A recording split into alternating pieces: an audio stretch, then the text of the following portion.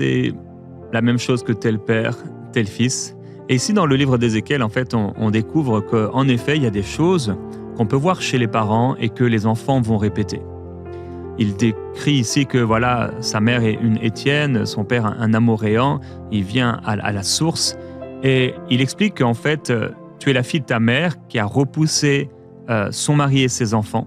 Et en fait, tu as fait la même chose, tu es la sœur de tes sœurs qui ont repoussé leur mari et leurs enfants. Et en fait, dans toute la famille, on répète les mêmes choses. Les mêmes choses se passent. Les femmes dans cette famille ont repoussé le mari et les enfants. Un abandon. C'est terrible, c'est tragique. C'est un esprit qui est sur la famille et qui se transmet aux enfants. Il y a des choses comme ça qui sont profondément spirituelles. Il y a des gens qui meurent tous de la même manière dans la famille. Il y a des gens qui répètent les mêmes péchés dans la famille. Il y a des personnes qui ont les mêmes addictions dans la famille.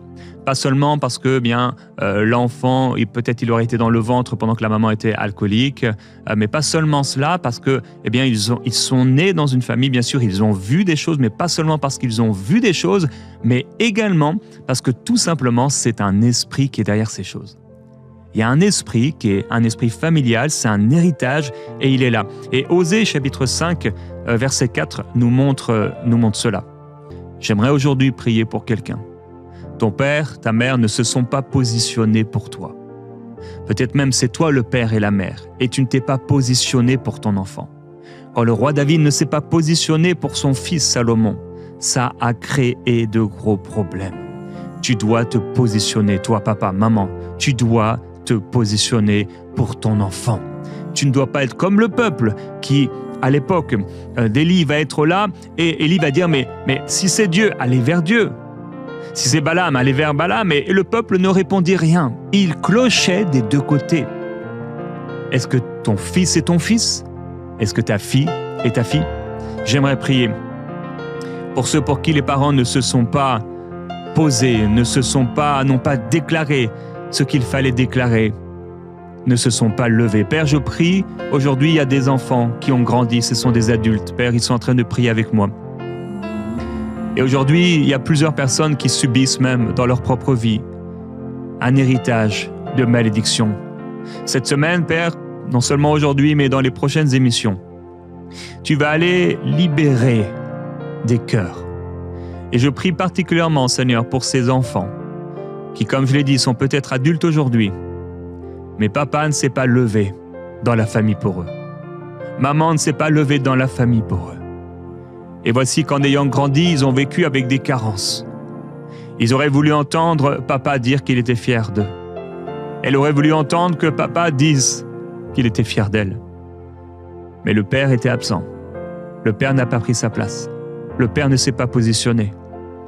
Quand il y a eu un abus sexuel, la maman n'a rien dit.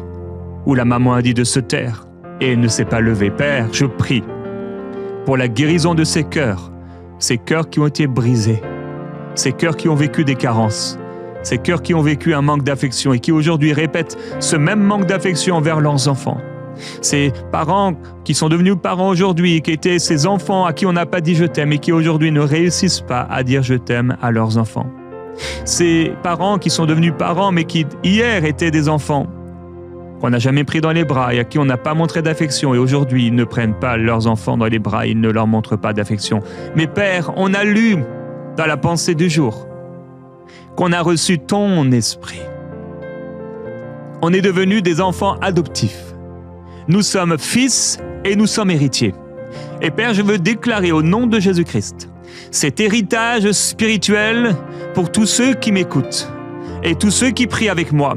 Père, je déclare au nom de Jésus-Christ, oui, j'ai parlé de ces personnes qui font du sport, quelqu'un là sur un vélo, et au nom de Jésus, tu libères son âme, maintenant même une délivrance, maintenant même, cette personne qui fait de la gym, là, du sport, maintenant même, la délivrance se manifeste. Seigneur, merci pour cette personne qui est à l'université, cette jeune femme, et au nom de Jésus-Christ, elle est libérée. Pour cet étudiant qui est là, dans sa chambre d'étudiant, et qui est libéré aussi, cette personne dans sa maison, qui est libérée par ta puissance. Père, je veux te glorifier, te remercier. Ce n'est pas moi, je ne peux rien faire, mais toi, Seigneur, tu le fais.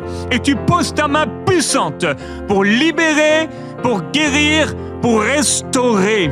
Seigneur, merci parce que tu restaures. Oui, tu as dit que nous serons ton peuple, que tu seras un père pour nous et que nous serons tes fils et tes filles.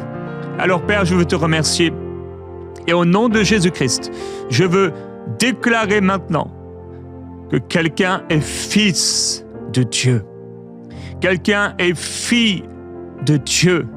Père, merci. Je viens couper toute malédiction et tout héritage familial de malédiction. Et je viens, Seigneur, nouer au nom de Jésus maintenant, dans un même esprit, cette personne avec toi, Seigneur. Au nom de Jésus-Christ, que ça coule maintenant. Que ça coule, cette bénédiction, cette transmission. Je déclare qu'à partir d'aujourd'hui, les choses seront différentes. Alors, mon frère, ma sœur, je t'encourage à pouvoir suivre toutes les émissions cette semaine. On va aller creuser et le Seigneur va faire un travail en toi jusqu'à te positionner tel qu'il a voulu et que tu n'aies plus à subir cet héritage familial de malédiction dans ta vie et dans celle de tes enfants, de tes futurs enfants, autour de toi dans ton environnement. Au nom du Seigneur, on se retrouve donc demain.